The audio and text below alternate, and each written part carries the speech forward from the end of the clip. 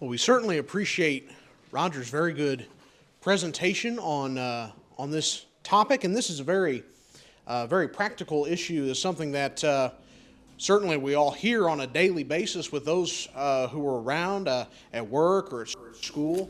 It's something that we all encounter, and we need to know more about how to deal with these things, how to think about these things, and then, of course, how to control them in our own lives. So greatly appreciate your presentation. At this time, we're going to open it up for questions and comments pertinent to the topic at hand, to those who are brethren, those who are baptized believers and are men of the congregation. So if you have a question, please raise your hand, and Brother Landon will give you the mic. A.K. Richardson. Sometimes there are Bible words that in modern times take on inappropriate use by some people, especially from the King James. I know a guy, he's a religious-minded guy. He will not say the word hell, even in a biblical context. He'll spell it. He'll say H-E-L-L. And so could you comment on that, on sometimes Bible words and an inappropriate use and how we should approach that? Well, I don't have a big comment, but I would just say, even me, from the pulpit, there have been times in my life where I had a hard time saying H-E-L-L. I had to get over that. It's a Bible word. And so I think I can say that word, I can quote it from the Bible, I can use it, but I can't use it as an exclamatory.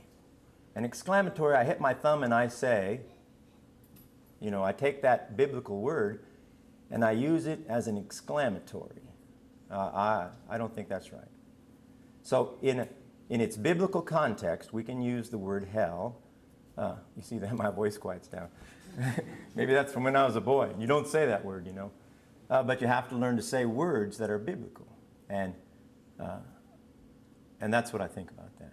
I don't think we can use them out of context as exclamatories. I don't think in that particular word we could use it as a curse. I think the Bible in Romans 12 says, do not curse, and we couldn't curse someone. So there are times we can't use that word. Other words, I think we can use them in their Bible context. I think we talked a little bit about Philippians 3:18. I think if the old King James said dung, and that's not, I don't know if that has a lot of negative.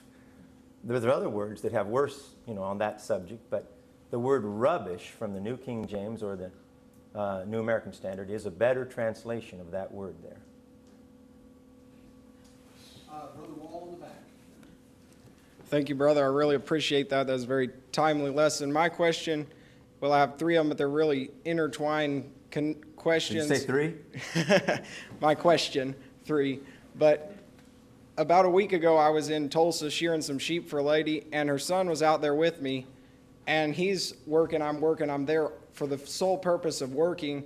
As he's catching the sheep, he's not very good at it, and he's just pouring out filthy language and just taking the Lord's name in vain over and over. And so my first question is, do you have guidelines on that? The second is, suppose on my way home, I'm wanting to catch up on the news. I didn't, but suppose I turn the radio on and I'm listening to that for just catching up on the news, and I hear lots of filthy language. What are your guidelines on that? And the third would be, suppose just for entertainment, I turn some music on and it has filthy language in that. Is that wrong? And what are your guidelines on that? We live in the world, and we can't come out of the world, and God doesn't intend for us to come out of the world. He intends for us to remain in the world and be the light of the world.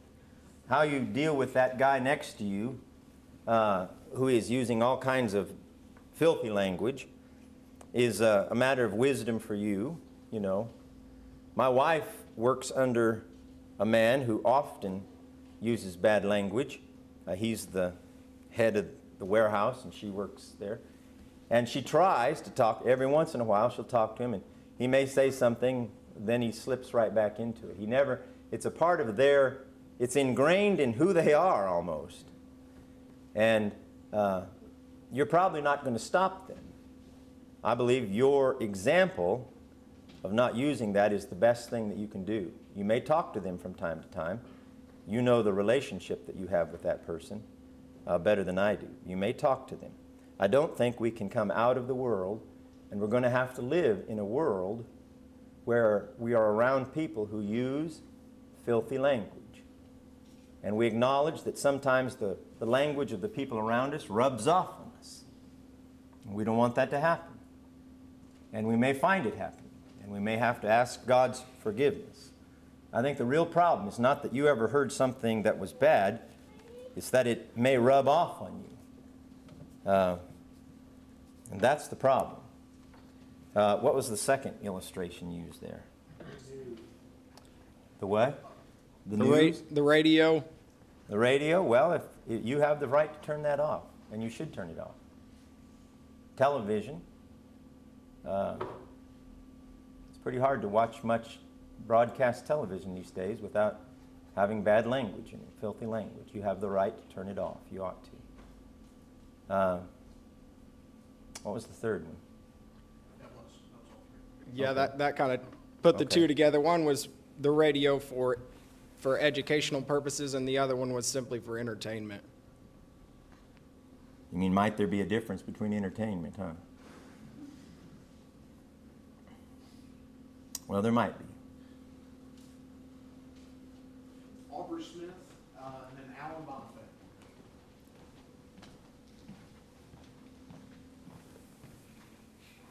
You mentioned exclamatory language. Shouldn't use the Lord's name in that way, or certain biblical words or words with certain connotations.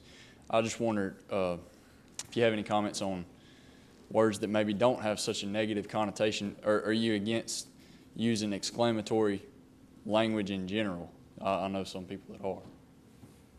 Well, I'm not. When I hit my thumb, ah, is what comes out of my mouth. I don't know if that's language, but that's a purposeful. I have a purposeful call whenever I do something like hit my thumb. It's not actually a word. It's just an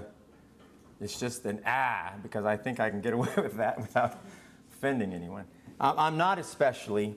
What could I say? Ow! You know, there's all kinds of. I'm not against exclamatories. In general, I'm not going to say that I am. This gets into euphemisms a little bit. I'm thinking, I hit my thumb and I say, oh my! I don't know if that would offend anyone, but it doesn't offend me. I don't know if it offends anyone. But that's an exclamatory, and there's words like that that really aren't meant to replace a name of God or a spiritual word. I don't have anything against generally exclamatories, but we do need to be careful that we don't use spiritual words as our exclamatory words. Alan Bonifay.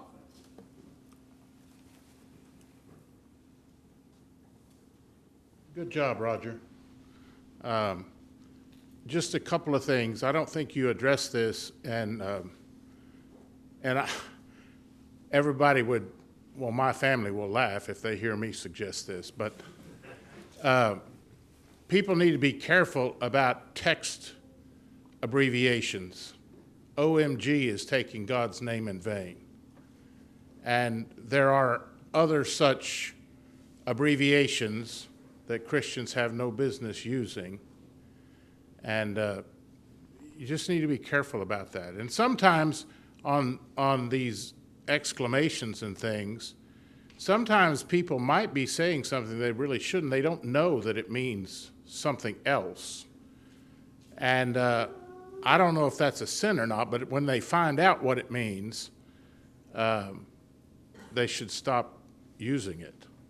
And I could give some examples, but Ron Corder said not to give many examples in this talk. Hang on to your examples. Yeah. Huh? One other thing, this is a side note to what all you were saying, but you mentioned this under coarse jesting, and I think it's something that we should think about, not just relative to this topic, but many topics where we are trying to figure out what a word means. And you talked about coarse jesting. I can't remember exactly what you said, but etymologically or historically, it meant something, a well-turned phrase, I think you said.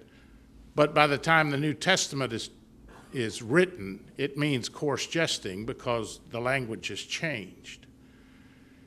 It's very, very dangerous to be defining Bible phrases based upon etymology of a word. For instance, the word psallo once meant to pluck a stringed instrument. But by New Testament days, it didn't mean that, and nobody translates it that way. It meant to sing by New Testament times. And that's the proper definition of the term, not the old classical Greek historical definition. And we need to be careful about that in general on many Bible topics. It's interesting to find another word that is like that. That's what coarse jesting is. It's a word that had a meaning, and its meaning deteriorated through time. Any other questions? Have time for one more. If not, we'll just wrap it up early then. Roger, do you have any closing thoughts or comments? No. As I came to the close of this, I did think, wow, a good title for a lesson is Every Idle Word. Thank you.